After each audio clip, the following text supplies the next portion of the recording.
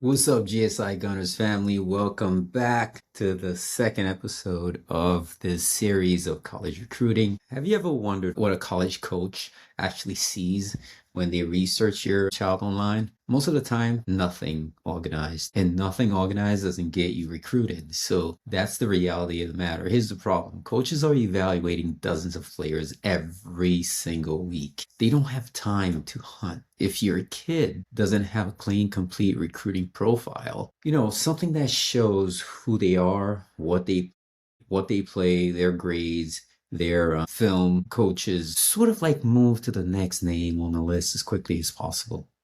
Okay. Your child is the product. The profile is the packaging. Coaches buy the packaging first because that's what it comes in. I always say this. Your recruiting profile has to answer three questions immediately. Can this player compete at our level? Do they meet up academic standards? And are they serious about this process?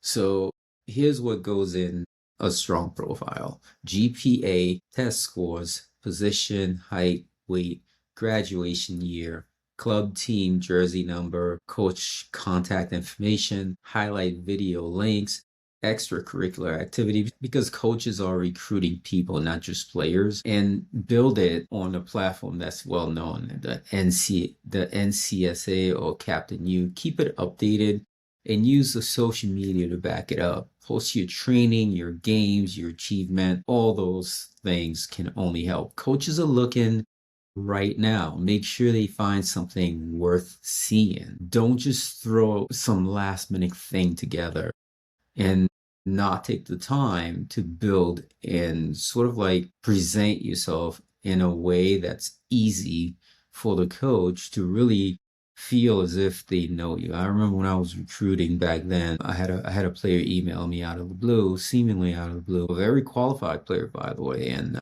what I learned very quickly about the player was that they were very well organized and strong on the academics. And the reason I bring that up is because the academics is essentially what got them to be able to afford going there. They were good about following up. They were well organized. They took action, and whenever they needed to apply for another scholarship, they did. And honestly, they were getting nearly, I think it was about 78% of their college total costs paid for.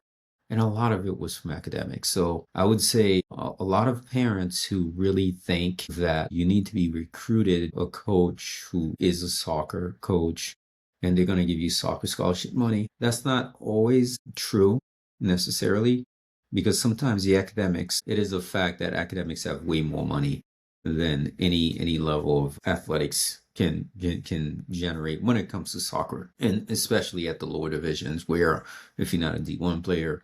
And I guess the point is, it depends on the school, the academics, what your major is going to be, and also the level of player that you are. But what I can tell you without any doubt is that a student who is a very strong student academically, it's much easier to recruit them because they're also going to get a lot of academic scholarships, which takes the pressure off the coach to find athletic money to give already. So again, this session is key. It is all about presenting yourself and packaging it in a manner that makes it easy for the coach to sort of feel like they know who you are, the person first, and then from there you can really start to leverage a lot of some of those tools out there to really make yourself more marketable. Okay. Until next time, keep kicking it around. See you on the next one.